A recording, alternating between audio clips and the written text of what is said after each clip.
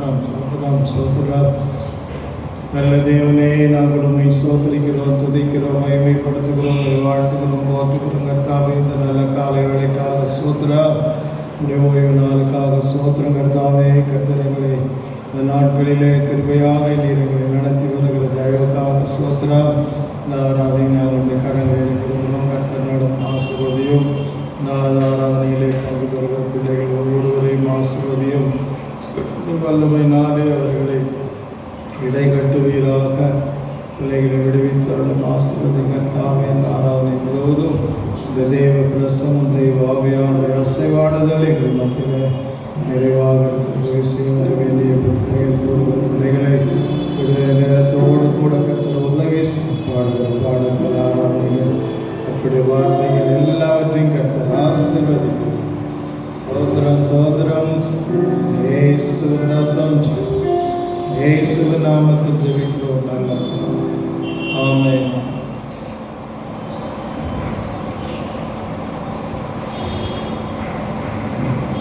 நூற்றி 77வது பாடல் 177.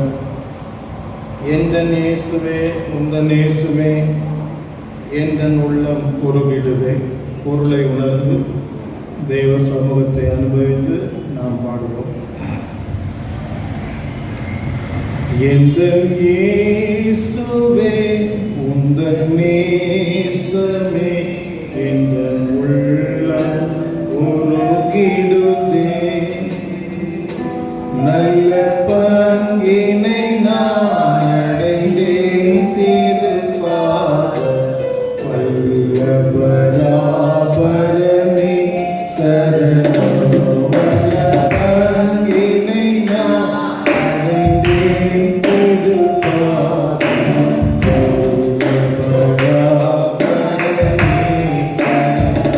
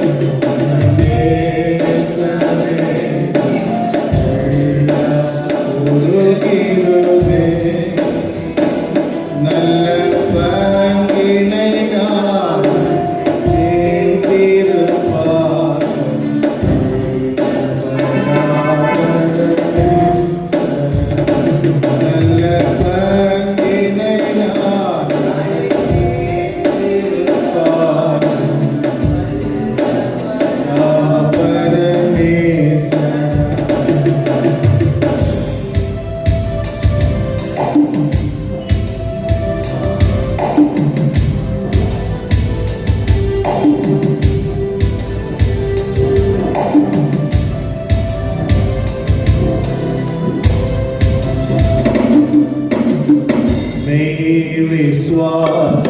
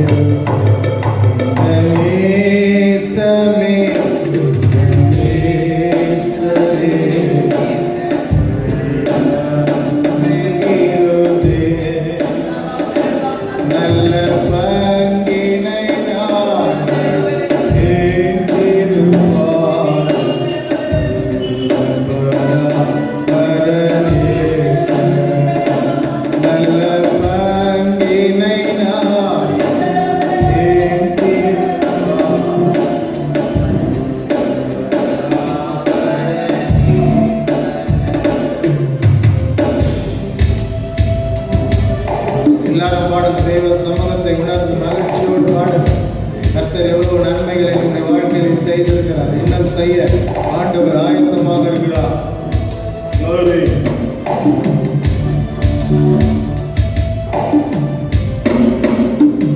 எந்தன் மேன்மை சிலுவை எல்லாம் ஏதும் இல்லை இந்த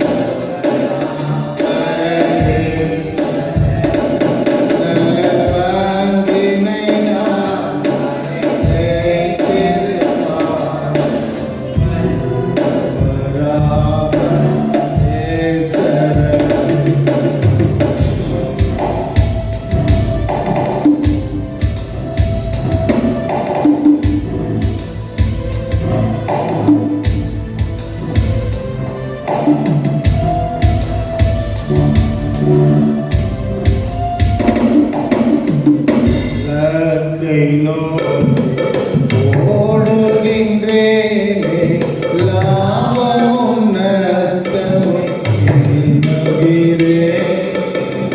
இலக்கை ஓடுகின்றேனே லாபமும் நஷ்டமும் எண்ணுகிறேன்.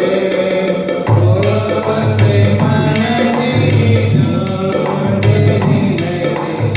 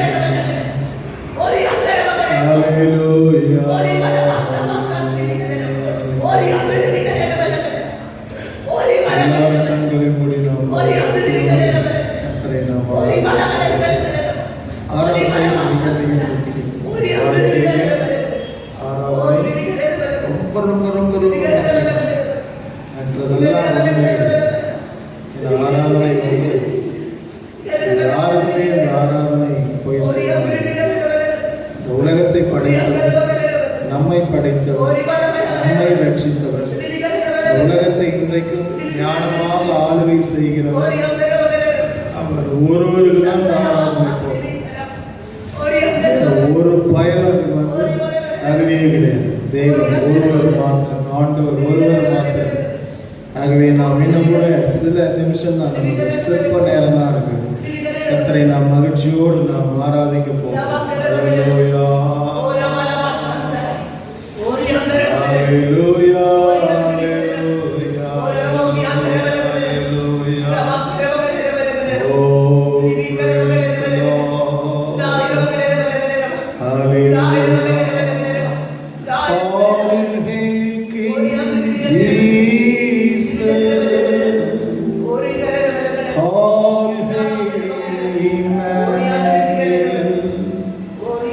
King of kings, the Lord of lords, great morning star. Throughout all eternity, I am going to praise Him, and forevermore I will reign with Him. இயேசுவே வாழ்க, ராஜனே வாழ்க, இம்மானுவேல் பிடிவெள்ளே நீர் வாழ்கவே. நித்திய கால நான் உம்மை துதித்திடுவேன்.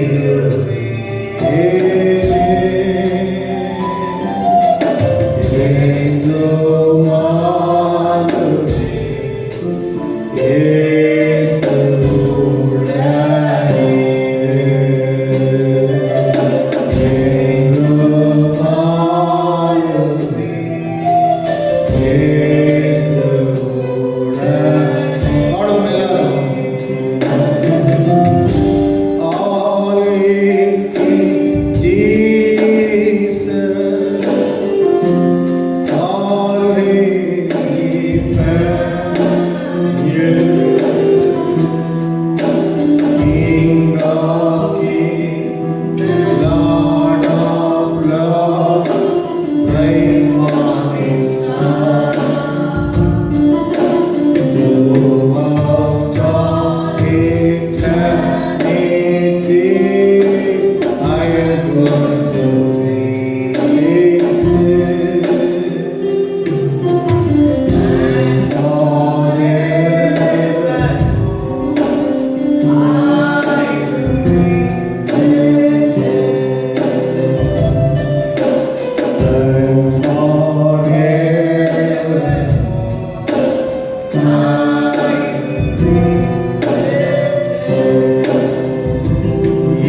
இயேசுவே வாழ்க, ஆமென். ராஜனே வாழ்க, Emmanuel பிடிவெள்ளே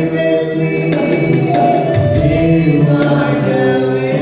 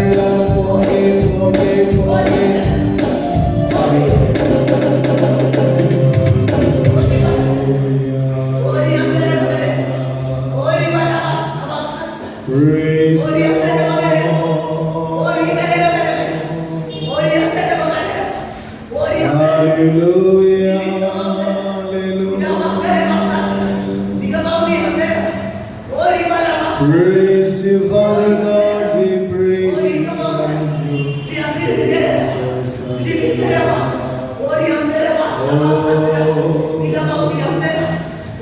Majesty, worship His majesty. Unto Jesus be all glory, power and praise. Majesty, kingdom, authority,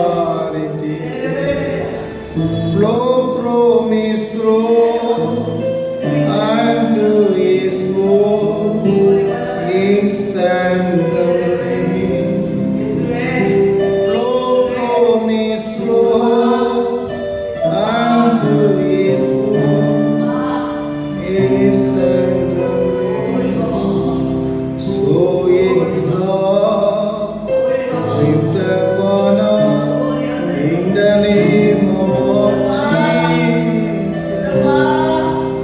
Magnify, come glorify with Jesus the King. Majesty, worship His majesty. Jesus, O God, now glorify, King of all kings. Jesus, O God, now glorify, King of all kings.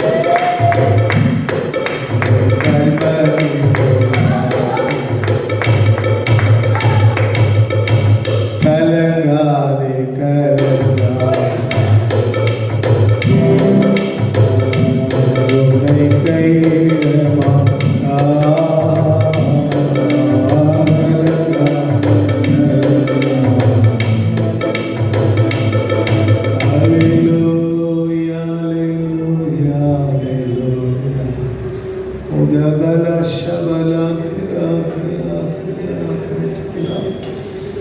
ஆமென் ஆமென் ஆமென் ஆமென். உன் நினைவுகள் என் நினைவுகள் அல்ல, உன் வழிகள் என் வழிகள் அல்ல. உன் நினைவுகள் வழிகளை காட்டிலும் என் நினைவுகள் வழிகள் உயர்ந்தது, உன்னதமானது. ஒருவேளை நீ நடத்தப்படுகிற பாதையிலே உனக்கு சந்தோஷம் இல்லாமல் இருக்கலாம், ஒரு பிரியம் இல்லாமல் இருக்கலாம். அதாவது உன்னை நடத்துகிறவர் கர்த்தர். நீ நடக்கிற பாதையெல்லாம் உனக்கு பிரியமாக இருக்குமானால் அது என்னுடைய சித்தம் அல்ல. என்னுடைய சித்தம் நான் நடத்துகிற பாதையில் இடுக்கம், நெருக்கம், ஒவ்வொருத்தரும் போராட்டம், இவைகள் எல்லாம் உண்டு. ஆனாலும் நான் உன்னை நடத்துகிறபடியா அதிலே உனக்கு ஒரு ஆறுதல் உண்டு. எரேமியாவை நடத்தின கர்த்தர் நான். அவன் சொல்லுகிறார், அவன் என்னை வெளிச்சத்தில் அல்ல இருளிலே அழைத்து என்னை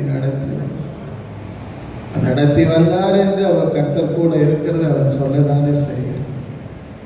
உன் பாதையில் நெருக்கம் இருக்கலாம், ஒருவேளை வறுமை தரித்திரம் கூட இருக்கலாம், போராட்டம் இருக்கலாம்.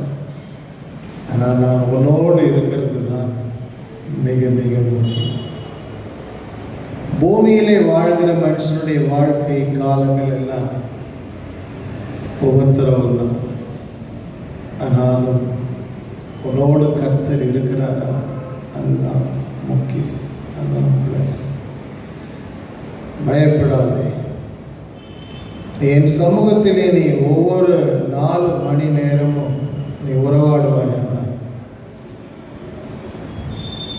உனக்கு நான் என்னுடைய வெளிப்பாடுகளை நான் உனக்கு தருவேன். அது உனக்கு இன்பமாக இருக்கும், இனிமையாக இருக்கும். நேரம் போகிறதே உனக்கு தெரியாது. ஆனால் நீ ஆவிக்குரிய தரித்திரம் உனக்கு இருக்குமானா நீ என்னை அறிய முடியும். உனக்கு ஏன் ஆவிக்குரிய தரித்திரம் வருகிறது என்று சொன்னால், என்னை தேடாமல் இருக்கிறதுனால தான் உனக்கு ஆவிக்குரிய தரித்திரம் வருகிறது.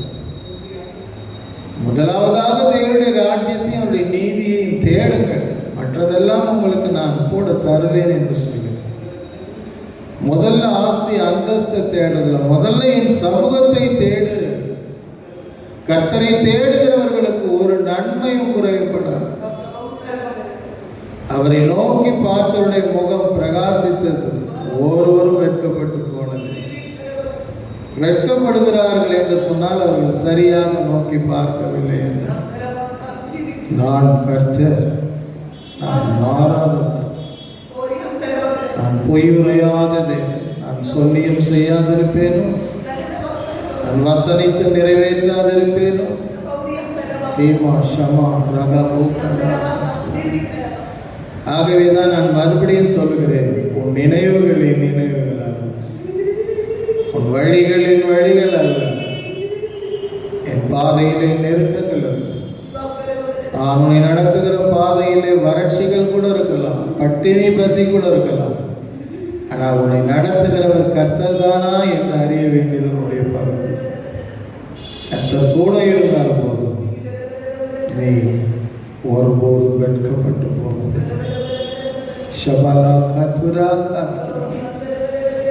நான் நீதிமான்களை சோதித்து அறிகிற தேவன். நான் சர்வ ஞானி, சர்வ வியாபி. உன் காலங்கள் எல்லாம் என் கரத்தில் இருக்கிறது. பயப்படாத. என் சமூகத்தில் என் உதவியோடு இந்த ஆவிக்குரிய பிரயாணத்தை தொடர்ந்து மேற்கொள். நான் உன்னோடு கூட இருப்பேன். என் சித்தம் இல்லாமல் உன் வாழ்க்கையில் எந்த தீங்கும் வராது, எந்த நன்மையும் வராது. என் சித்தத்தின்படி தான் வரும். அதை நான் தான் அனுமதிக்கிறேன். உனக்கு வருகிற நன்மையை நான் தான் அனுமதிக்கிறேன். உனக்கு வருகிற தீங்கை கூட சில நேரத்தில் அனுமதிக்கிறதுக்கு காரணம் என்னன்னா, அதை வைத்து உன்னை சரி செய்வதற்காக அனுமதிக்கிறேன். அதுதான் உனக்கு பரீட்சை, எனக்கு பரீட்சை. ஒவ்வொருவருக்கும் அதான். நம்மை சரி செய்கிறதுக்கு ஒரு பரீட்சையை கர்த்தர் அனுமதிப்பார். அதை நாம் உணர்ந்தால் நல்லது. உணராவிட்டால் அதை விட பெரிய சிக்ஷை கடந்து வரும்.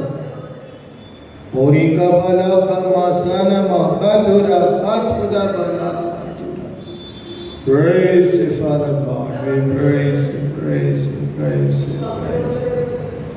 Hallelujah, hallelujah. நாம் இப்பொழுது சுகவீனமானவர்களுக்காக ஜெபிக்கலாம். எங்கள் நல்ல ஆண்டவரே, இந்த வேளையிலே எங்கள் சபையில் இருக்கிற பிள்ளைகளுக்காக ஜெபிக்கிறேன். ஞான பிரகாசம் அம்மாவுக்காக, அவர்களுக்கு நல்ல சரீரத்திலே சுகத்தின் பலனின் கிருபை ஆரோக்கியத்தை தார். சிஸ்டர் எஸ்என் பாத்திமா அவர்களுக்காக, குடும்பத்துக்காக ஜெபிக்கிறோம். பிள்ளைகளை உங்களுடைய வல்லமையினாலே மூடி மறைத்து பாதுகாத்துக் கொள்ளும். எல்லா சத்துருவின் கிரிகளெல்லாம் அழிக்கப்பட்டு போவதாக பாதுகாத்து. சாரா தாமஸ் அவர்களுக்கு நல்ல சுகத்தை கொடுத்தார், விடுதலை தான். ஆண்டவரே, அவருடைய சபையிலே சுகவீனமாக இருப்பார்களானால் கர்த்தர் அவர்களுக்கு நல்ல சுகத்தை தார். சுசிலாமாவுக்கு நல்ல சுகத்தை தீர்க்காயசித்தார், நல்ல சாப்பிட எபராஜிக்கு நல்ல விடுதலையை சாட்சியாக, சாலமோனுக்கு நல்ல விடுதலையை சாட்சியாக. எங்களுடைய சபையிலே ஆண்டவரே, அநேக நன்மைகளுக்காக காத்திருக்கிற பிள்ளைகளுக்கு நன்மைகள் நடக்கட்டும். வியாதி நிக்கனங்களில் இருக்கிறவர்களுக்கு நல்ல சுகங்களை கட்டும். பாஸ்டர் சாம் அவர்களுக்கு ஜிஹெச்சில் அட்மிட் பண்ணப்பட்டிருக்கிற மகனுக்கு நல்ல சுகம் விடுதலை தார். பாஸ்டர் சாமுடைய ஒய்ஃப் எப்சி அவர்களுக்கு ஜிஹெச்சில் அட்மிட் பண்ணப்பட்டிருக்கிறவர்களுக்கு நல்ல சுகம் பலன் கிருபை ஜீவனை பாதுகாக்கும். பிள்ளைகளை எல்லாரையும் பாதுகாத்து கொள்ளுங்கிறதாவே இந்த வேளையிலே ஆண்டவரே, இந்த நாளிலே இன்றைக்கு பிங்கியுடைய திருமணத்துக்காக ஜெபிக்கிறோம். பிள்ளைகளுடைய திருமணத்தை ஆசீர்வதியும், பிள்ளைகளுடைய வாழ்க்கையை ஆசீர்வதியும். ஆசீர்வாதமாக இருக்கட்டும். போகிற குடும்பங்கள் ஆசீர்வாதமாக இருக்கட்டும். திருமணத்தை ஆசீர்வாதமாக மாற்றித்தார். இயற்கை எல்லாவற்றையும் அனுகூலமாக்கித்தார். தொடர்ந்து எங்கள் சபை மக்கள் ஒவ்வொருவரையும் ஆசீர்வதித்து இந்த கொள்ளை நோய்க்கு விலைக்கு பாதுகாக்கும்படியாக ஜெபிக்கிறேன். பிரதர் ஆக்கிலா அவர்களுக்காக விசேஷமாக ஜெபிக்கிறோம். சாமி, மகனுடைய இருதயத்திலே உடைய வல்லமை இறங்கட்டும். இந்த ஹார்ட், இந்த கொலஸ்ட்ரால் அடைப்புகளை எதுவரைக்கும் அவருக்கு ஃப்ரீ பிரீத்திங், நல்ல மூச்சு ஒன்று வாலிபத்துக்கு ஒத்து பலனை தரணும். எந்த அடைப்பு கூடாது, எந்த கேஸ்ட்ரிக் இருக்கக்கூடாது. அவருக்கு நல்ல தீர்க்க ஆயுஷத்தார். மாசம் தோத்திரம் தோத்திரம் தோத்திரம் ஏசுவநாமத்தில்.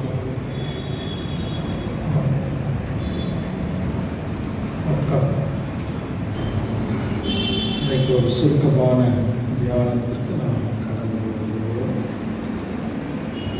எல்லாருக்கும் தெரிந்த ஒரு வசனம், யோவான் எழுதின சுவிசேஷம் 14ஆம் அதிகாரத்துக்கு வாருங்கள்.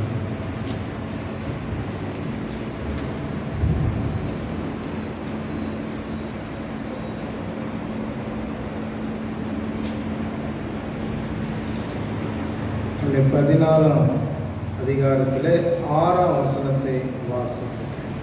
அதற்கு இயேசு, நானே வழி சத்தியமும் ஜீவனுமாய் இருக்கிறேன், என்னாலே அல்லாமல் ஒருவரும் பிதாவினிடத்தில் வரான்.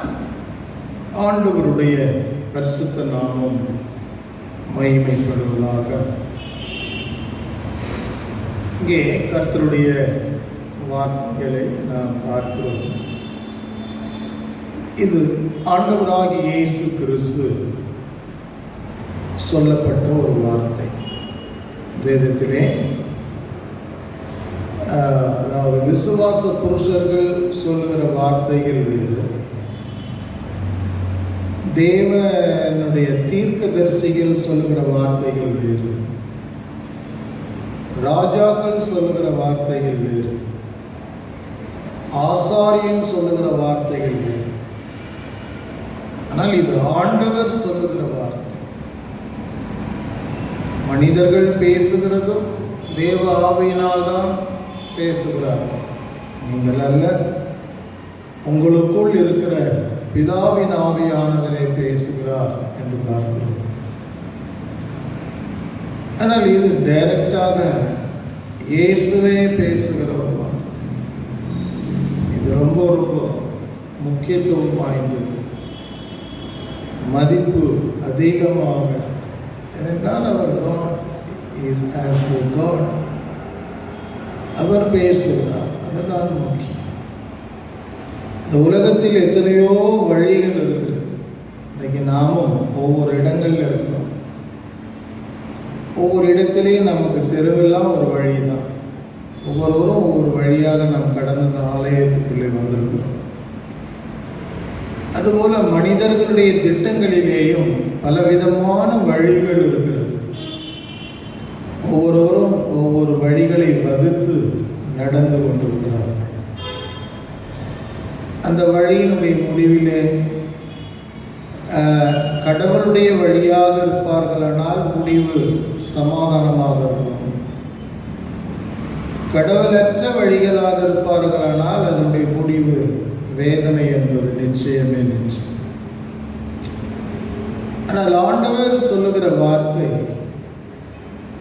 நானே அப்படின்னு சொன்னால் அது வேறு யாரும் இல்லை, இருக்க முடியாது என்றார். நானே என்று சொல்லுகிறார். நானே வழியும் சத்தியம் ஜீவனமாக இருக்கிறேன். என்னாலே அல்லாமல் ஒருவனும் பிதாவின் இடத்திற்கு வரான் என்று சொல்ல. நித்தியத்திலே பிதா இருக்கிறார். அதான் தேவர் ஆட்சியம். ஒரு மனிதனுடைய ரியல் சக்சஸ்ஃபுல் தேவர் ஆட்சியம் வருகிறது தான் ரியல் சக்சஸ். ஒரு ஏழ்மையானவனாக இருக்கிறான், அவன் தேவர் ஆட்சியத்திற்கு வருகிறான் என்று சொன்னான், அதுதான் ரியல் சக்சஸ். ஒரு வறுமை நிறைந்த லாசரு இருந்தான், அவன் பரதேசிக்கு தேவர் ராஜ்யத்திற்கு வந்திருந்தான் என்று சொன்னால் அதுதான் அவனுடைய ரியல் சக்சஸ். ஒரு ஐஸ்வர்யவானம் இருந்தான், அவன் பரலோகத்திற்கு வர முடியல, அவன் ரியல் சக்சஸ்ஃபுல் என்று சொல்ல முடியும். ஆனால் அவன் எப்படி இருந்தான்? பெரிய பணக்காரனாக. அவன் பணக்காரர்களுடைய ஆட்டம் பாட்டம் இந்த பூமியிலே தான் செல்லுபடியாகும், பரலோகத்தில் உதவே உதவ. அதனால்தான் ஸ்ரீயானவர்களுக்கு கர்ப்ப வேதனை வருகிறது போல அவருடைய நாளிலே வரும் என்று சொல்லியிருக்கிறார். அப்போ பெரிய பெரிய பெரிய பெரிய லட்ச லட்சமாய் கோடிகள் வைத்திருக்கிறவர்கள் உண்டு. அவங்க பரலோகத்தில் வருவார்கள். ஆனால் அதுதான் ரியல் சக்சஸ். இந்த உலகத்திலே பணத்தை சம்பாதிக்க அவங்களுக்கு பல டெக்னிக்கல் எல்லாம் தெரியும். அது பூமியிலே உதவும், கண்ணம் பொண்ணா கொண்டு போய் கவுத்துருவாங்க. அப்போ இந்த உலகத்திலே லக்கை நோக்கி ஓடிக்கொண்டிருக்கிறார்கள் உலகம். தெய்வ ஜனங்களும் ஓடுகிறாங்க, புறஜாதியானும் ஓடுகிறோம். அதை நாம் பாடணும். லக்கை நோக்கி ஓடுகின்றோமே, லாபமும் நஷ்டமும் எண்ணுகிறோம். ஒன்று நினைவில் ஒன்று நினைவில் ஒன்று நினைவில் சென்று பரனை கண்டடைவேன். அதுதான் ரியல் சக்சஸ். அந்த பரன் யார்? ஒருவர் தான். 990 அல்ல, ஒரே ஒரு பரன் தான் இருக்கிறார். அவர் தான் உலகத்தை படைத்த பரன். அந்த பரனை பார்க்கலன்னா அடுத்த நிமிஷம் அந்த மனிதனும் மனுஷனின் நிலைமை பரிதாபம். இதை அறிந்துதான் இந்த உலகத்திலே உண்மையான வழி தெரியலையே. இந்த முழு மனுக்குலத்திற்கும் 600-700 கோடிகளுக்கு மேலாக வாழ்கிற இந்த உலகத்திற்கு வழி தெரியலையே, வழி இல்லையே என்று அறிந்துதான் அவர் பரத்திலிருந்து இறங்கி வந்த பரமன் இயேசுதான் சொன்னார், நானே வழியும், நானே வழி. அவர் நமக்கு இப்போ நம்மளே எடுத்துக்கிறோமே, நமக்கு அவரே வழியாக வந்திருக்கிறார் என்று நமக்கு புரியாமல் இருந்திருக்குமானா நம்மள நிறைய பேர் செத்து போயிட்டுருக்கோம், நரகம் ஏற்கனவே போயிட்டுருக்கோம். இப்போ அவர் வழியாக வந்ததுனால தான் அவர் நம்மை காப்பாற்றி வைத்திருக்கிறார். அல்லேலூயா. அவர் இல்லைன்னா நம்ம இல்லவே. ஆக ஆகவே அன்பான தேவ பிள்ளைகள், நானே வழி, அவர்தான் வழி. இந்த முழு மனுக்குலத்திற்கு அவர்தான் வழி. ஒரு சிறப்பான அரசாங்கத்தை நடத்த அவர்தான் வழி நடத்த வேண்டும். ஜனங்கள் சமாதானம் அடைய அவர்தான் வழி நடத்த வேண்டும். ஏற்ற காலத்திலே மழை தேசங்கள் பட்டணங்களிலே பெய்து செழிமையாக இருப்பதற்கு அவர்தான் வழி நடத்த வேண்டும்.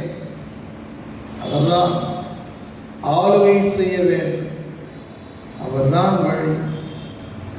அவர் வழியிலே வந்ததுனால தான் இன்றைக்கு நாம் தப்பிச்சோம். ஏன்னா நம்ம காணாமல் போயிட்டோம். அவ்வளோ பெரியதான ஆபத்தாகிய பாவம் அக்கிரமத்தினுடைய அசுத்த காற்று உலகத்தில் வீசி கொண்டிருக்கிறதுனால எல்லாம் காணாமலே போயிடுறாங்க. நாம் அவருடைய நிழலிலே வந்ததுனால தான் நம்ம தப்பிச்சோம். ஆகவே ஆண்டவர் தான் நமக்கு வந்து வழியாக இருக்கிறார் என்பதை நாம் மறந்து போய்விடக்கூடாது. நீங்கள் உதாரணமாய் பார்க்கிற வேளையில் அப்போஸ்தலர் 9ஆம் அதிகாரம் 6ஆம் வசனத்தை வாசிக்கும் போது, அவன் நடுங்கி திகைத்து நான் என்ன செய்ய சித்தமாக இருக்கிறேன். இவனுடைய வழி இருக்கு. இவனுடைய வழி பாருங்க. இவன் ஒரு கிறிஸ்தவன் தான். இவன் ஒரு யூதன். இவன் ஒரு நியாயப்பிரமாண கிறிஸ்தவன். நியாயப்பிரமாண கிறிஸ்தவன் இயேசுவை அறிய முடியல ரட்சகர். இதுதான் நியாயப்பிரமாணம். நியாயப்பிரமாணம் என்றால் என்ன? இயேசுவை மட்டம் தட்டுறது தான் நியாயப்பிரமாணம். அதுதான் மோசையின் பிரமாணம். எங்களுக்கு மோசை உண்டு, தேவன் உண்டு என்று சொன்னார். அப்ப நியாயப்பிரமாணம் இயேசுவை மறைக்க வைக்கிறது, இயேசுவை வெறுக்க வைக்கிறது, இயேசுவை கனவீனப்படுத்த வைக்கிறது. அப்புறம் தானங்க அப்போஸ்தலனான அந்த பவுல. அப்ப இந்த பவுல் அப்போஸ்தலன் ஆகிறதுக்கு முன்பு என்ன செய்கிறான்? இந்த மார்க்கத்தாரை, சீஷர்களை, ஸ்திரீ புருஷர்களை கட்டி அடிக்கிறான். குதிரையில கட்டி இழுத்துக்கிட்டு போகிறான். அவ இவனுக்கு ஈவு இரக்கம் இருந்திருக்கிறதா? பவுலுக்கு நல்லவனாக இருந்திருக்கிறானா? ஸ்தேவானை கொலை செய்யும் போது இவனும் கூட வந்து சம்மதிச்சிருக்கிறான். அடிக்கிறவருடைய வஸ்திரங்கள் எல்லாம் இவன் தான் வச்சிருந்திருக்கிறான். இவன் நல்லவனா? இல்லை. காரணம் என்ன? நியாயப்பிரமாணம் உதவாத நியாயப்பிரமாணம். கர்த்தருடைய வார்த்தை தான் நியாயம். அதான் பவுல் என்ன விளக்குகிறார் என்று சொன்னால், நீதியானது நியாயப்பிரமாணத்தில் வருமானால் கிறிஸ்து மரித்தது வீணாய் இருக்குமே, அல்லது கிறிஸ்து இந்த பூமியில வந்தது வீணாயிட்டு இருக்குமே என்றார். நீதியானது நியாயப்பிரமாணத்தினாலே வராததினாலே, இந்த நியாயப்பிரமாணத்தினாலே கட்டப்பட்டிருந்த இந்த பவுல் வந்து நீதிமானாக முடியவில்லை. அடிக்கிறான், உதைக்கிறான், நிருபங்களை வாங்கி எழுதி எல்லாரையும் கட்டி இழுத்துக்கிட்டு போறதுக்கு சதி திட்டம் போடுறான். அதற்கு பிறகுதான் இயேசு இவனை சந்திக்கிறார். நீ யார் என்று கேட்கும் போது, நீ துன்பப்படுத்துகிற இயேசு நானே என்று அவனுடைய வாழ்க்கையிலே குறுக்கிடுகிறார். அதற்கு பின்பு அவனுடைய வாழ்க்கை முரட்டுத்தனமாக இருந்தது. அதற்கு முன்பு அவனுடைய வாழ்க்கை மற்றவர்களுக்கு இடரலாக இருந்தது. அதற்கு முன்பாக அவனுடைய வாழ்க்கை சாட்சியற்றதாக இருந்தது. அதற்கு முன்பாக அவனுடைய வாழ்க்கை ஒரு இரக்கமற்றதாக இருந்தது. இவனை சந்திக்கிறார். 6ஆம் வசனத்தை மறுபடியும் வாசிப்போம். அவன் நடுங்கி திகைத்து நான் என்ன செய்ய சித்தமா இருக்கிறேன். இதுக்கு முன்பு வந்து ஏதோ இவனை வழி நடத்தி கொண்டிருந்ததுங்க. இனிமேதான் ஆண்டவருடைய கண்ட்ரோல்ல வரான். ஆண்டவருடைய வழி நடத்துதலுக்குள்ளாக அவன் கடந்து வருகிறான். இனிமேதான் இயேசு நானே வழி என்கிற அந்த அடிச்சுவடியிலே வர அவன் பார்க்கிறான். ஆண்டவரே, இதற்கு முன்பு உங்களை தெரியல, உங்களை ஏதோ என்று யோசித்து கொண்டிருந்தேன். எங்கள் மோசே நியாயப்பிரமாணம் தான் பெருசுன்னு யோசிக்கிட்டு இருந்தேன். அதனால தான் ஜனங்கள் எல்லாம் சாட்சியா மாறுறாங்கன்னு நினைச்சிட்டு இருந்தேன். ஆனால் ஆண்டவரே, நான் என்ன செய்ய சித்தமாக இருக்கிறேன். இதுதான் அங்க வழி நடக்கிறது. ஏசு என்ன சொல்லுகிறார் பாருங்க. தொடர்ந்து நீ எழுந்து பட்டணத்துக்குள்ளே போ, நீ செய்ய வேண்டியது அங்கே உனக்கு சொல்லப்படும் என்றார். நீ எழுந்து பட்டணத்துக்குள்ளே போ, நீ செய்ய வேண்டியது உமக்கு அங்கே சொல்லப்படும். இதுதான் வழி. இதுதான் ஆண்டவர் நடத்துகிற வழி. அவர் என்ன சொல்லுகிறாரோ அது செய்யறதுதான் வழி நடக்கிறது. கானான் ஊரிலே திராட்சரசம் குறைபட்டது. எல்லாம் என்ன பண்றதுன்னு தவிக்கிறாங்க. மரியாள் இடத்துல போறாங்க. இயேசுவை விட பெரிய தாயாச்சேன்னு போறாங்க. அவங்களால அற்புதம் செய்ய முடியுமா? இல்லை அற்புதம் செஞ்சாங்களா? உடனே அவங்க உடனே என்ன சொல்றாங்க? அவங்களுக்கு அறிவு இருக்குது. இயேசுவை பெற்ற தாய் மரியாளுக்கு அறிவு இருக்கிறது. அவங்க சொல்றாங்க, அவரிடத்துல போ, இயேசு நண்டை போங்கன்றாங்க. சொல்லல, இயேசு கிட்ட வந்து ஜனங்களுக்காக ரெக்கம் பண்றாங்க வந்து மரியாள். அதற்கு இயேசு சொல்றார், உனக்கும் எனக்கும் என்ன, என் வேலை இன்னும் வரவில்லை. மரியாளால அற்புதம் செய்ய முடியாது. மரியாளால அற்புதம் செய்யல. காணாம இயேசு தான் அற்புதம் செய்ய. அப்போ என் வேலை இன்னும் வரவில்லை. அதற்கு இயேசு அதை சொன்னார். மரியாள் மறுபடியும் போய் சொன்னார், அவர் என்ன சொல்லுகிறாரோ அதன்படி செய்யுங்க. நான் சொல்லிட்டேன்பா, மரியாளாகிய நான் சொல்லிட்டேன். இயேசுவின் தாயாகிய மரியாள் நான் சொல்ல வேண்டியதை சொல்லிட்டேன். இனி நீங்க அவர் சொல்லுகிறதை மாத்திரம் செய்யுங்கள். அற்புதத்தை நான் செய்கிறவள் அல்ல, அற்புதம் என்னாலே நடக்க போகிறது அல்ல. நான் ஒரு ஸ்திரீ மாத்திரமே. இயேசுவை பரிசுத்த ஆவியானவரால் உண்டாக்கப்பட்டு பெற்றெடுத்த ஒரு சாதாரண பாத்திரமே தவிர, I am not a god. நான் சாதாரண ஒரு ஸ்திரீ. ஆகவே நீங்கள் என்னிடத்திலே வருகிறதை காட்டிலும் அவர் சொல்லுகிறபடி செய்கிறேன். ஆகவே அன்பான தேவப்படி இதுதான் அவர் என்ன சொல்லுகிறாரோ அதை நாம் செய்யணும். அதுதான் பேதுரு இடத்திலே ஆண்டவர் வருகிறாரே. அப்போ யோவான் 21ஆம் அதிகாரம் 15ஆம் வசனத்தில் என்ன சொல்லுகிறார் பாருங்க. 21:15. அவர்கள் போஜனம் பண்ணின பின்பு இயேசு சீமோன் பேதுருவை நோக்கி, யோனாவின் குமாரனாகிய சீமோனே, இவர்களிலும் அதிகமாய் என்னிடத்தில் அன்பாய் இருக்கிறாயா என்றார். அதற்கு அவன், ஆம் ஆண்டவரே, உம்மை நேசிக்கிறேன் என்பதை அறிவீர் என்றார். அவர், என் ஆட்டுக்குட்டிகளை மேய்ப்பாயாக, என் ஆட்டுக்குட்டிகளை மேய்ப்பாயாக, என் ஆட்டுக்குட்டிகளை மேய்ப்பாயாக. இதுதான் அவர் அவனுக்கு வகுக்கிற வழி நடக்கிறார். அவர், என் ஆட்டுக்குட்டிகளை மேய்ப்பாயாக. நான் மரித்த பிறகு மறுபடியும் நீ வலை எடுத்துக்கிட்டு கடலுக்கு போய் மீன் பிடிக்க போகிறாய். நீ மறுபடியும் பணம் சம்பாதிக்கணும்னு உனக்கு ஆசை இருக்குது. அது என்னுடைய வழி அல்ல. அதனால தான் இரவெல்லாம் மீன் பிடிக்க போய் ஒன்றும் உனக்கு அகப்படலை. நான் சொன்னதுனால தான் உனக்கு அகப்பட்டது. இது என்னுடைய வழி அல்ல. உன்னை நான் நடத்துகிற வழி என்னவென்றால், என் ஆட்டுக்குட்டிகளை மேய்ப்பாயா. அதுதான் நான் உன்னை நடத்துகிற வழி. உன்னை நம்பி வந்திருக்கிற சீஷர்களை ஏமாற்றி நீ கடலுக்கு போற, அவங்களும் பின்னாடி வர. நீ ஒரு சிறந்த அப்போஸ்தலனாக இருக்கணும் நான் விரும்புகிறேன். ஆனால் நீ மறுபடியும் பணம் சம்பாதிக்கணும், நீ சமுத்திரத்திற்கு வலையை எடுத்துக்கிட்டு போறிய, இது என்னுடைய சித்தம் அல்லவே அல்ல. கர்த்தர் வழி நடத்தும் போது நாம் வழி நடத்தப்படும். அவர்தான் வழி. அவர் வழியை விட்டு நாம் சற்று வித்தியாசப்படுத்துவோமானால் நம்முடைய காரியங்கள் ஒன்றுக்கும் உதவாமல் போய்விடும்.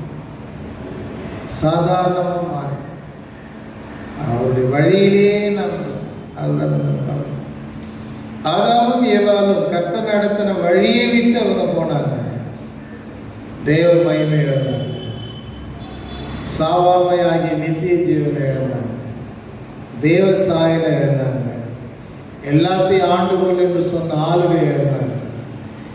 அதுக்கப்புறம் அவங்கள கழுத்தை பிடிச்சி வெளியில் துரத்த வேண்டியதான். எவ்வளோ பரிதாபம். கர்த்தருடைய வழிநடத்துதலை விட்டு நீ விலகி போவாயானால் அவருடைய பின்னிலைமை ரொம்ப ரொம்ப பரிதாபம்.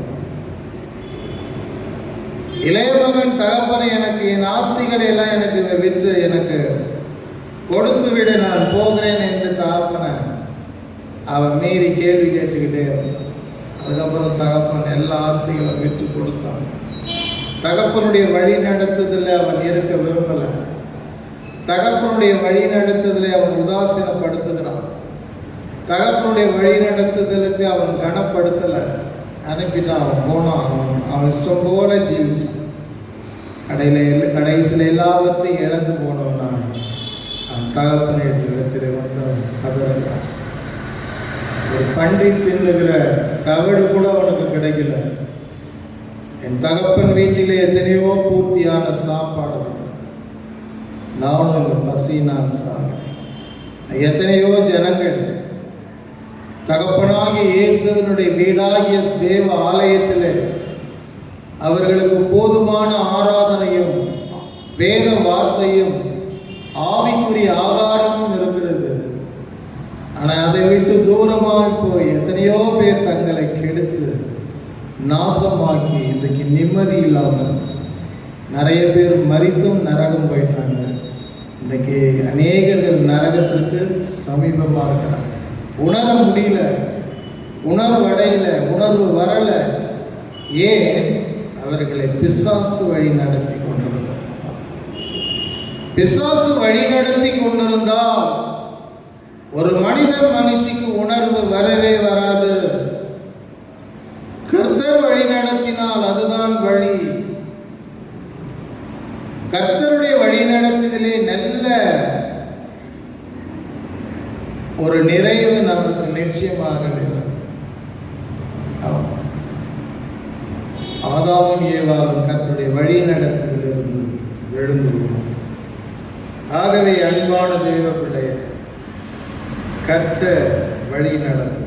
கப்பல் பிரயாணத்திலே பவுலோடு 275 பேர் நினைக்கிறாங்க கப்பலில் இருக்கிறாங்க.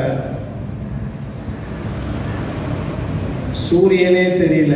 2 வாரத்திற்கு மேலாக அப்படியே இருண்ட கண்ட மாதிரி போகுது. மழை பெஞ்சிக்கிட்டே இருக்குது. சமுத்திர பிரயாணம். எல்லாருக்கும் பயம், செத்துடுவோம், இனி அவ்வளோதான், பிழைக்க மாட்டோம். அந்த மழையில் காற்று இவ்வளோ ஆபத்து நிறைந்த இடம். 14 நாளாக சாப்பிடாமலே இருக்கிறாங்க பயத்தில், பசியும் எடுக்கல. அப்போ கர்த்தருடைய வழி நடத்துதல் அவருக்கு கிடைக்குது. கர்த்தர் அவனோடு இடைப்படுகிறார். சொல்றார், கப்பல் சேதமே அன்றி ஒருவனுக்கும் பிராண சேதம் வராது. அதுவே போதல்ல. எல்லாரும் செத்துருவோன்னு தானே பயந்துட்டு இருக்காங்க.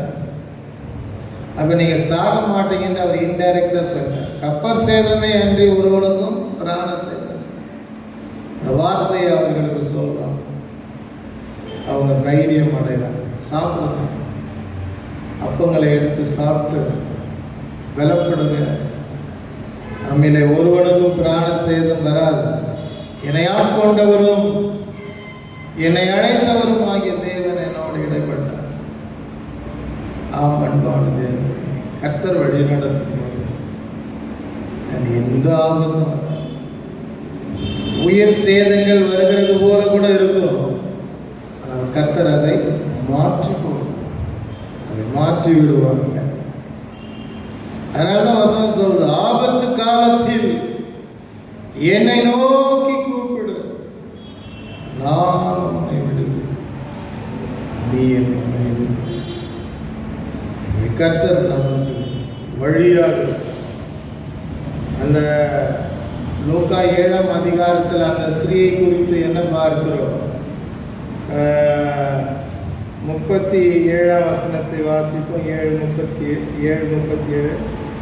அப்பொழுது அந்த ஊரில் இருந்த பாவியாகிய ஒரு ஸ்திரீ அவன் பரிசேயன் வீட்டிலே பந்தியிருக்கிறதை அறிந்து ஒரு பரணியில் பரிமள தைலம் கொண்டு வந்து அவருடைய பாதங்களின் அருகே பின்னாக நின்று அழுது கொண்டு அவருடைய பாதங்களை தன் கண்ணீரினால் நனைத்து தன் தலைமயிரினால் துடைத்து அவருடைய பாதங்களை சுத்தம் செய்து பரிமள தைலத்தை பூசினார். பார்க்கிறோம், ஒரு பாவியான ஸ்திரீக்கு கிடைத்த அந்த நடத்துதலை பார்க்கிறோம், அந்த வழி நடத்துதல்.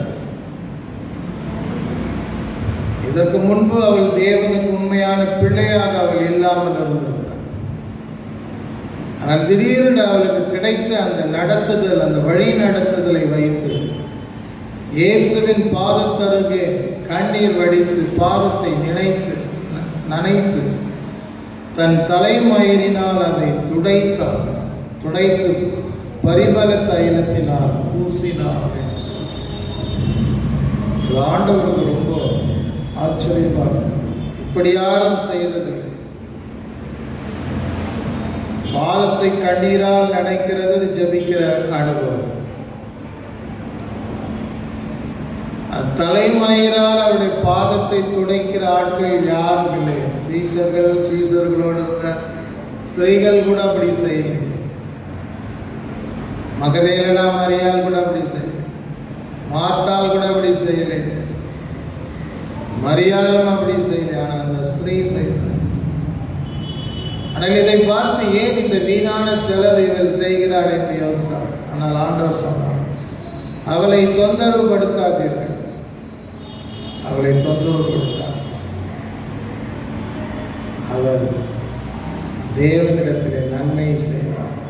இது எங்கெங்கே வாசிக்கிறார்களோ இவளை நினைத்தருளப்படும் என்று சொன்னார். கர்த்தர் அதை எதிர்பார்க்க விரும்பினார். கண்ணீரோடு செய்கிற கிரியைகளை ஆண்டவர் ரொம்ப விரும்பினார். கண்ணீரோடு தான் செய்கிறார். தலைமயிரினால் துடைக்கிறது அவர் உலகத்தில் இருக்கிற அழகை, ஆடம்பரங்களை அவள் அடியோடு வெறுத்து விட்டாள் என்றார். அதனால இயேசு சொன்னார், ஒருவன் என்னை பின்பற்றி வர விரும்பினால் தன்னை தானே வெறுக்கணும்ன்றார். நம்ம வெறுக்காமலே இயேசுவை பின்பற்றணும் நம்ம விரும்புறது நடக்குமாங்கன்னா எதுவுமே வெறுக்க மாட்டோம். எல்லாமே வேணும். ஸ்னோ வேணும், பவுடர் வேணும், பியூட்டி பார்லர் வேணும், சைடு பின் வேணும், மஞ்சா வேணும், குங்குமம் வேணும், பட்டு புடவை வேணும்.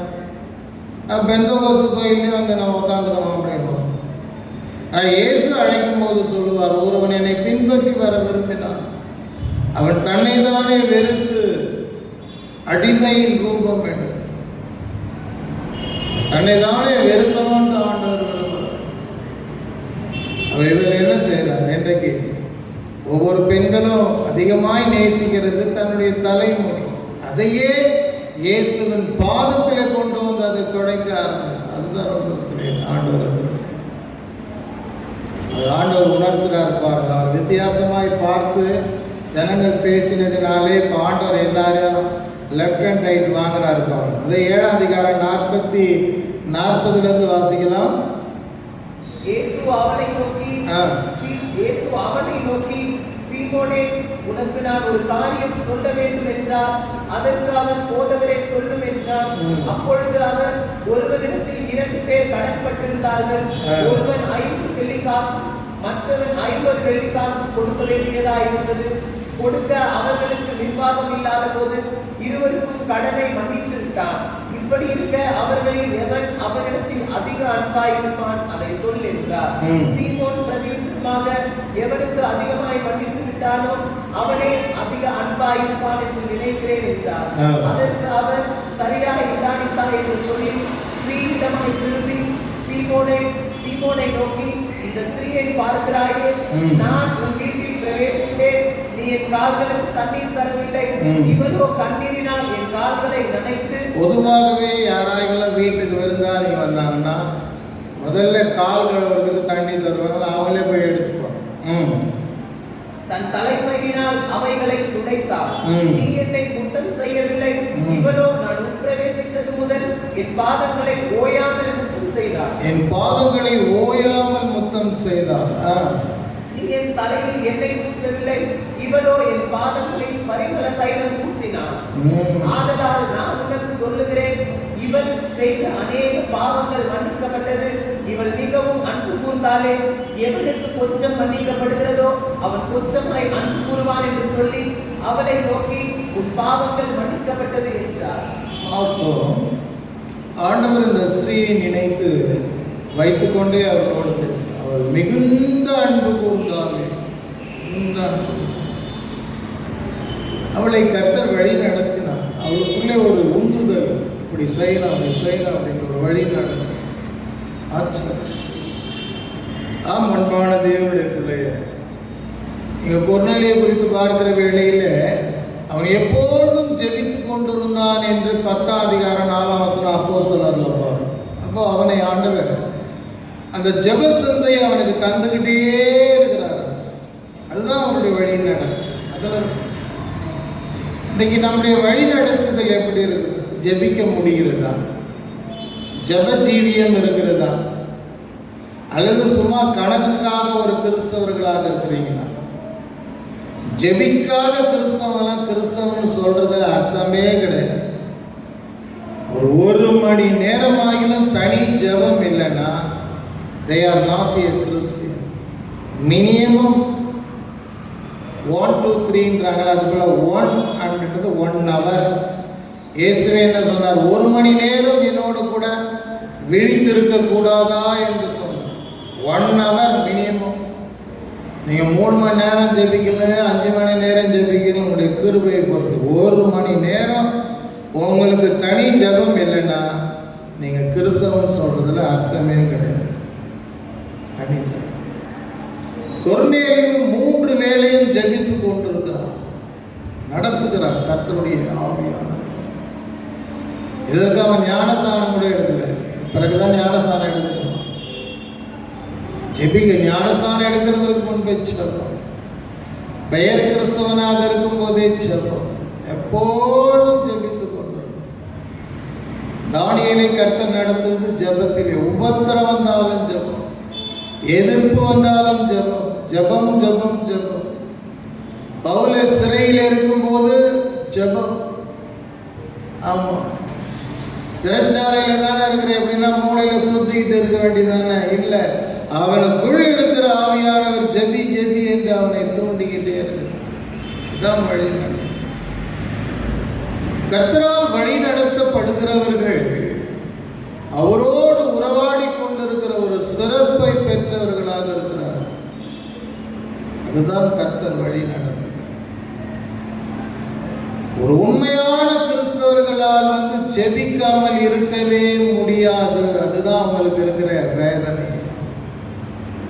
எங்களுக்கு இருக்கிற ஒரே ஒரு கஷ்டம் என்னங்க கஷ்டம்? சோறு குழம்பு இல்லையா, வீடு வாசல் இல்லையா? இல்லைங்க, ஜெபிக்காம என்னால் இருக்கவே முடியாதுங்க. அதாங்க எனக்கு பெரிய கஷ்டம். இதுதான் தானியேலுடைய இந்த இப்படி சொல்லணும். ஒரு தேவன் நான் ஜெபிக்காம வேதனை. ஆகவே இன்னைக்கு கர்த்தர் வழி நடத்துகிறார்.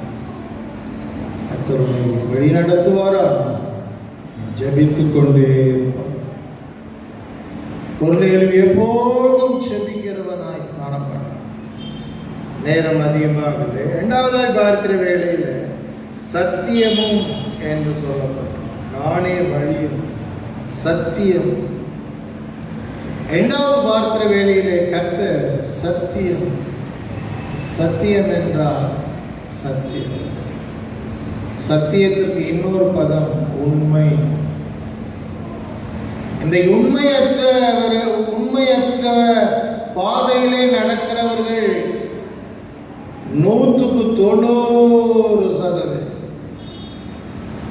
ஆனா உண்மையாக நடக்கிறவர்கள் எங்கேயோ சிலர் தான் இருக்கிறார். ஆனால் கேட்டுக்கு போகிற வாசலின் வழி விசாலமாக இருக்கிறது. நித்தியத்திற்கு போகிறது இடுக்கனாக இருக்கிறது, நெருக்கமாக இருக்கிறது. ஆண்டவர் சத்தியம். இந்த பவுலை சந்தித்தது கர்த்தருடைய வார்த்தை. நீ துன்பப்படுத்துகிற இயேசு நானே என்று சொன்னார்.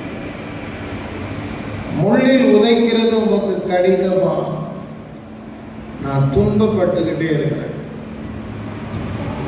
நீ எவ்வளவுக்கு எவ்வளோ நீ நியாய பிரமாணத்தை பிடிச்சுக்கிட்டு தேவ மக்களை நீ நெருக்கப்படுத்துகிறாயோ, நான் துன்பப்படுகிறேன் அப்படின்னு சொல்ல கர்த்தருடைய வார்த்தை. இன்றைக்கு உண்மை இல்லாததிலே நடக்கிறார்கள், உண்மை உள்ளதிலே ஜனங்கள் மறுக்கிறார். ஏனென்றால் அதுக்கு வசனம் இருக்கிறது, இந்த உலகத்தின் அதிபதி அவர்களுடைய மனக்கண்களை குருடாக்கி வைத்திருக்கிறானே என்று சொல்றார். ஆனா இதிலிருந்து தப்பிச்சவங்களை குறித்து வசனம் சொல்லுகிறது, அந்தகாரமான இருளில் இருந்து ஆச்சரியமான ஒளிக்கு அழைத்தவருடைய புண்ணியங்களை அறிவிக்கும்படி என்று கர்த்தரால் தெரிந்து கொள்ளப்பட்டு கர்த்தருடைய பிள்ளைகளாக மாறினவர்களை குறித்து பேதுரு எழுதுகிறார்.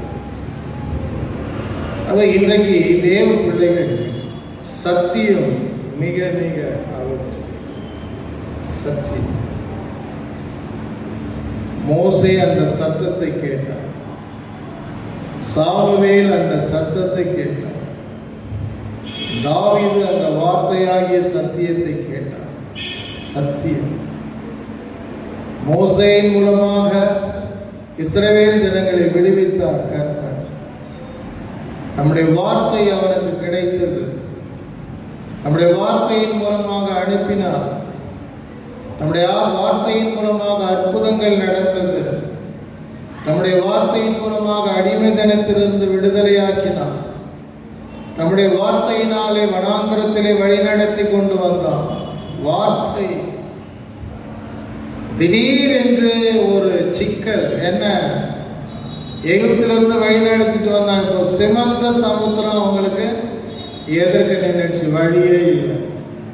இப்போ உடனே கர்த்தருடைய முகத்தை நோக்கி பார்க்கிறான் மோசே. கர்த்தருடைய வார்த்தை மோசேக்கு நேராக வருகிறது, உன் கையில வைத்திருக்கிற கோலை சிவந்த சமுத்திரத்திற்கு நேராக நீட்டினா சிவந்த சமுத்திரம் ரெண்டாய் பிறக்கிறது. அல்லேலூயா. வார்த்தையினாலே இந்த உலகத்தை சிருஷ்டித்தார். வார்த்தையை கொண்டுதான் நம்மையும் அழைத்திருக்கிறார். அந்த வார்த்தை தான் நம்மை இன்றைக்கும் நம்முடைய உள்ளான மனுஷனை பலப்படுத்தி கொண்டிருக்கிறது. அந்த வார்த்தையை தான் தாவீது இரவு பகல நான் தியானிச்சுக்கிட்டே இருக்கிறேன் அப்படின்றான். அந்த வார்த்தையை தான் எரேமியா கிடைத்த உடனே நான் உட்கொண்டேன் என்று சொல்றான். மனோவாவுக்கு அந்த வார்த்தை கிடைத்தது, சாலமோனுக்கு அந்த வார்த்தை கிடைத்தது, பவுலுக்கு அந்த வார்த்தை கிடைத்தது. பவுலை கர்த்தர் வழி நடத்தார், அந்த வார்த்தை கிடைத்தது. ஆகவே அன்பான தேவ பிள்ளைகளே, வார்த்தை மிக மிக முக்கியம். இயேசு வழி மாத்திரமல்ல, அவர் சத்தியமாக. சத்தியம் என்றால் உண்மை. இந்த வேதத்தை நேசிக்கணும். இந்த வேதத்தை நேசிப்பாயாக. இந்த வேத புத்தகத்தை காதல் கொள்வாயாக. இந்த வேத புத்தகத்தை ஆராய்வாயாக. இந்த வேத புத்தகத்தை தியானிப்பாயாக. இது சத்தியம். இது தேவன் கொடுத்த வார்த்தை, சத்தியம். நானே வானத்திலிருந்து இறங்கி வந்த அப்பம் என்று சொன்னார். இது சத்தியம். வார்த்தையை நாம் நேசிக்கணும், வாசிக்கணும். அதிலே தான் மகிமை இருக்கிறது. வேதத்தை வாசிக்காதவர்கள், வேதத்தை எடுக்காதவர்கள், அவர்களும் கிறிஸ்தவர்களாக இருக்கவே முடியாது. அவங்க சொல்லிக்கலாம் கிறிஸ்தவர்களாக. அந்த வேத புத்தகம் மிக மிக முக்கியம். 5 புத்தகங்களிலே இதை கொண்டுதான் நியாயம் இருக்கிறார். இதன் உள்ளபடி செய்யாதவர்கள் நியாயம். ஜீவ புஸ்தகம் முதல், ஆட்டுக்குட்டியாருடைய ஜீவ புஸ்தகம் 2வது, பொதுவான புஸ்தகம் 3வது, ஞாபக புஸ்தகம் 4வது, வேத புத்தகம் 5வது. 5 புத்தகம் இருக்கிறது பரலோகத்தில். முதலாவதாக ஜீவ புஸ்தகம், 2வதாக ஆட்டுக்குட்டியானவருடைய ஜீவ புஸ்தகம், 3வது பொதுவான புத்தகம், 4வது ஞாபக புஸ்தகம், 5வது வேத புத்தகம். இந்த வேதத்தின்படி நியாயம் தீர்க்கிறவராக கர்த்தர் சத்தியம். அவர் சொல்லுகிறது அப்படியே அவர் சத்தியம். அவர் என்ன சொன்னார்? இன்றைக்கு உலகத்திலே நடந்து கொண்டு இருக்கிறது கர்த்தர் சொன்ன தீர்க்க தரிசனமாகிய சத்தியம்.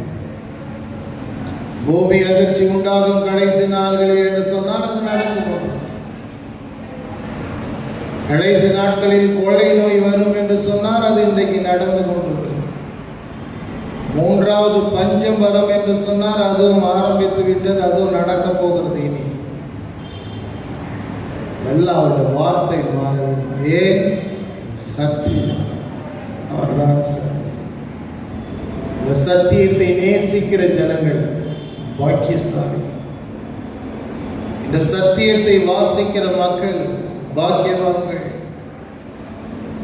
இந்த சத்தியத்தை வாசித்து தியானிக்கிறவர்கள் பாக்கியசாலிகள். ஆகவே அவர் வழி மாத்திரமல்ல, சத்தியமாக. 3வதாய் ஒன்றை சொல்லி நான் முடிக்கிறேன். ஜீவனமாக. நாணய வழியும் சத்தியமும் ஜீவனமாக. ஜீவனமாக இருக்கிறேன் என்று இன்னொரு பதம் என்ன? உயிர் உள்ளவராக இருக்கிறேன். அவர் உயிர் உள்ளவராக இருக்கிறார் என்று எருசலேமில் இருக்கிற கல்லறை வெளிப்படுத்தி கொண்டிருக்கிறார். அதை நான் பார்த்தேன். அவர் உயிர் உள்ளவர். அந்த கெத்செமனே தோட்டத்திற்கு அருகாமல் இன்னொரு இடம் கூட ஒன்று உண்டு. அது ஒரு சின்ன ரூம், அறை மாதிரி இருக்குது. அந்த சுவரில் போயிட்டு நான் சேரும் அப்படியே சுவரில் என்னுடைய பின்புறத்தை ஒட்ட வச்சு கையை அப்படி காட்டி அணைச்சம் பாருங்க, அப்படியே சுவரோட. மறுபடியும் எழுந்து வந்தால் என் அடையாளம் அப்படியே அந்த சுவரில் இருந்தது. அந்த கையை வச்சு அப்படியே உடம்போடு அந்த சுவரில் ஒட்டி வச்சு எடுத்த பிறகு திரும்பி பார்த்தா என் கை, என் தலை, முதுவெல்லாம் அந்த சுவரில் அப்படியே அடையாளம். மறுபடியும் மறையுது. மறுபடியும் இன்னொரு போய் அந்த சுவரில் சாஞ்சா அப்படியே அந்த அடையாளம். இப்படி வச்சாலும் அந்த அடையாளம் தெரியும், இப்படி வச்சாலும் அடையாளம் தெரியும். இப்படி எதிர்க்க போய் கட்டி அணைக்கிற மாரி அணைத்தாலும் அந்த அடையாளம் தெரியும். அப்படி ஒரு சக்தி அங்கே இருக்கு. ஆண்டவர் ஜீவனமாக இருக்கிறார். கல்லறை திறந்து கிடக்கிறது. நம்முடைய ஆண்டவர் ஜீவன் உள்ளவர். ஆகவேதான் நம்முடைய மார்க்கத்தை எல்லாரும் எதிர்க்கிறார். ஏன்? our God is a living God. He is alive even today. அவர் இன்றைக்கும் ஜீவிக்கிறார். எவ்வளவு சந்தோஷம், எவ்வளவு மகிழ்ச்சி. உன்னுடைய தேவன் ஜீவன் உள்ள தேவன், என்னுடைய தேவன் ஜீவன் உள்ள தேவன், நாம் ஆராதிக்கிற தேவன் ஜீவன் உள்ள தேவன். நாம் கூடும்போது அங்கே இறங்கி வருகிறார். அதுதான் நம்முடைய அந்த ஆராதனை ரொம்ப சக்சஸ்ஃபுல். ஜீவன் உள்ளது. அவர் ஜீவனமாக. ஆகவே அன்பான தேவ பிள்ளைகள், பார்க்கும்போது அண்ணாருடைய ஜெபத்தை கேட்டார். இந்த நாள் பிள்ளை இல்லாதிருந்தார். அண்ணாருடைய ஜெபத்தை கேட்டார். அவர் ஜீவன் உள்ளவர் என்பதை நிரூபித்தார். ஜெபத்தை கேட்கிறவரே என்று சங்கீதம் 65:2 வாசம். தேவ பிள்ளையை அவர் ஜீவனமாக இருக்கிறேன் என்று சொன்னால் உங்களுக்கு ஒரு நம்பிக்கை அதில் உண்டாகிறது. ஏன்? உன் ஜெபத்தை கேட்கிற தேவன், உன் ஜெபத்திற்கு பதிலளிக்கிற தேவன், உன் சிறுமையான வாழ்க்கையை மாற்றி அமைக்கிற கர்த்தர், உன் கண்ணீரை துடைக்கிற கர்த்தர். ஏன்? அவர் ஜெபத்தை கேட்கிறார். ஜீவனுள்ள தேவன். 2 நாளாகும் 7:14-15 என்ன சொல்லப்பட்டிருக்கிறது? இந்த ஸ்தலத்தில் ஏறெடுக்கப்படும் ஜெபங்களுக்கு என் கண்கள் திறந்தவைகளும் என் செவிகள் கவனிக்கிறவைகளுமா இருக்கிறது. அவரே சொல்றார், நான் உயிருள்ள தேவன் என்பது அதன் மூலமா வெளிப்படுத்துகிறேன். என் கண்கள் திறந்திருக்கிறது, என் செவிகள் கவனிக்கிறது. எத்தனை பேருக்கு கர்த்தரை இந்த கர்த்தர் உயிருள்ளவர் என்று காட்சி அளிக்கிறார். சாது சுந்தர் சிங்கு கர்த்தர் உயிருள்ளவர் என்று நேராய் காட்சி அளித்திருக்கிறார். பவுலுக்கு காட்சி அளித்திருக்கிறார். எத்தனையோ பரிசுத்தவான்களுக்கு இயேசு உயிருள்ளவர் என்று காட்சி அளித்திருக்கிறார். ஆமா, ஆகவே அன்பான தேவ பிள்ளைகள், அவர் உயிர் உள்ளவர், அவர் ஜீவன் உள்ள தேவன். அப்போஸ்தலர் 16 பவுலும் சீலாவும் சிறைச்சாலையில் இருக்கும்போது அவர்கள் இரவெல்லாம் பாடி துதித்தார்களே, ஜீவனுள்ள தேவனாக இருந்ததினாலே தானே நடுராத்திரியிலே சிறைச்சாலையில் அசிவாரம் அசைய வந்தேனா? இல்லைன்னா நடக்கும். நிறைய கட்டுக்கதை புர்டாலாம் உண்ணுகிறாங்க அந்த உலகத்தில் ஜனங்கள் மத்தியில். அப்படி கிடையாது. நம்முடைய மார்க்கம் ஜீவனுள்ள மார்க்கம், உண்மையான மார்க்கம், பரிசுத்தம் நிறைந்த மார்க்கம், நித்திய ஜீவன் உள்ள மார்க்கம் நம்முடைய மார்க்கம் தான். பரலோகம் என்று ஒன்று உண்டானால் அது நம்முடைய மார்க்கத்தின் வழியாக தான் கர்த்தர் கொடுக்கிறார். அதான் சொல்றார், என்னை எல்லாரும் ஒருவனும் பிதாவினிடத்தில் வர. அவங்க எல்லா விதமான கீயை அவர் தான் வச்சுக்கிறார். எல்லா விதமான கீ, எல்லா புயலும் இன்னைக்கு இந்த 2020 டேட்டா அத்தனை புயலை எல்லா நல்லவன் கெட்டவன் துரோகி நாஸ்திகன் தீவிரவாதி அத்தனை பேரும் பின்பற்றிக்கிறான். என் ஆண்டவருடைய பிறப்பின் டேட்டா. என் தேவன் பெரியவர், அவர் சாலமோனிலும் பெரியவர், அவர் ஜீவன் உள்ளது.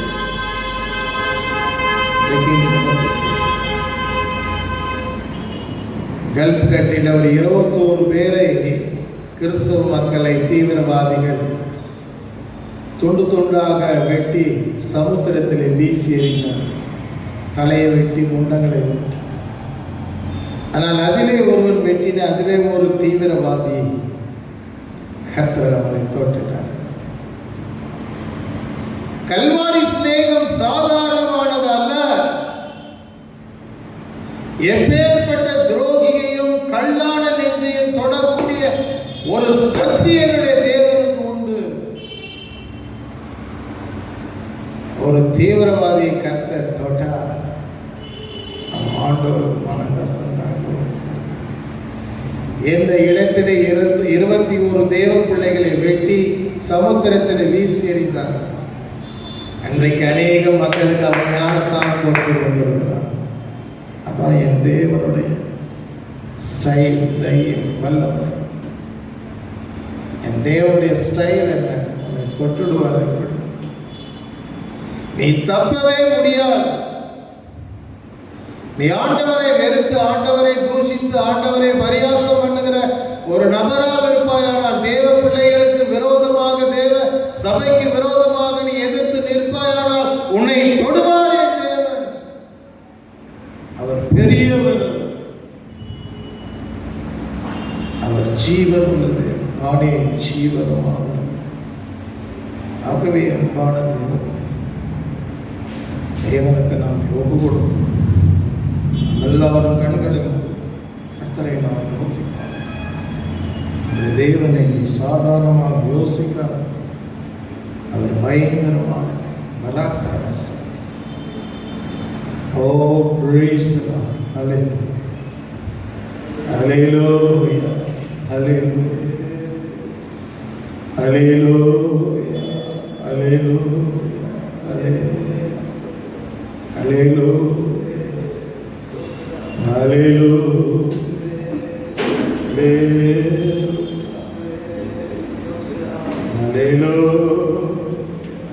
Hallelujah. Hallelujah. Hallelujah.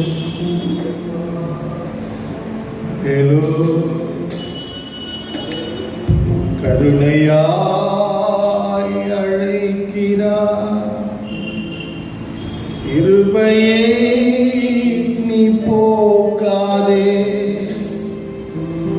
மரண நேரம் வருகையில்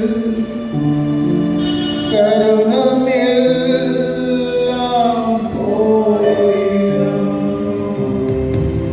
மகிமையில் நம் இயேசுவை தரிசிக்கும் மன்னாள். எல்லாம் ஜெபத்தோடு பாடுங்க. நாளில் நல்ல நாள், பாக்கிய நாள், அல்ல நாள், இன்ப நாள், பாக்கிய நாள். காலத்தை வீண் போக்காதே. காயத்தை நீ நம்பாதே. மாயலோ வாலிப மாயே, வாழ்நாளோ பறக்குதே. மகிமையில் நம் இயேசுவே தரிசிக்கோ நாளெல்லோ. நாளிலா நல்ல நாள், பாக்கிய நாள், அல்ல நாள், நல்ல நாள்.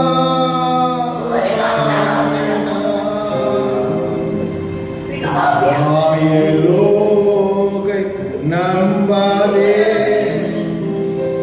மாந்தர் பாதை செல்லாதே. ஆத்துமாவை ரட்சிக்க கர்த்தரை நம்புவார். மகிமையில் நம் இயேசுவை தரிசிக்கோ நாளெல்லோ. நாளில் நல்ல நாள், பாக்கிய நாள், அல்ல நாள், இன்ப நாள், பாக்கிய நாள். இயேசுவே இதோ என்னை முற்றிலும் அழைக்கிறேன். ஏற்றுக்கொள்ளும் பாசமா மகிமையில் நான் நிற்கிறேன். மகிமையில் நம் இயேசுவே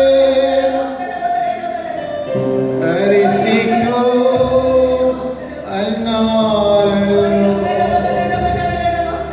நாளிலா நல்ல நாள், பாக்கிய நாள், அல்ல நாள், இன்ப நாள், பாக்கிய நாள்.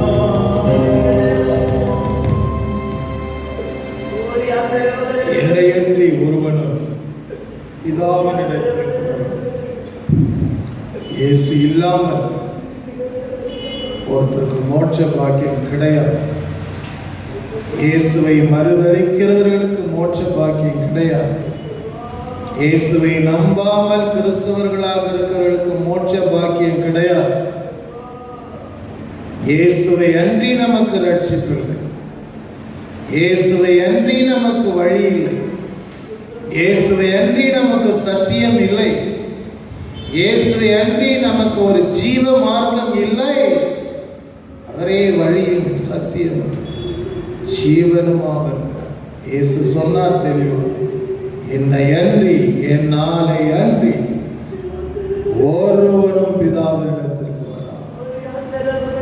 கர்த்தருடைய வார்த்தையை இந்த நாளிலே தேவன் நமக்கு தந்திருக்கிறார். வாரத்தோடு கர்த்தரை நாம் சோத்திரம் பண்ணலாம். ஹல்லேலூயா.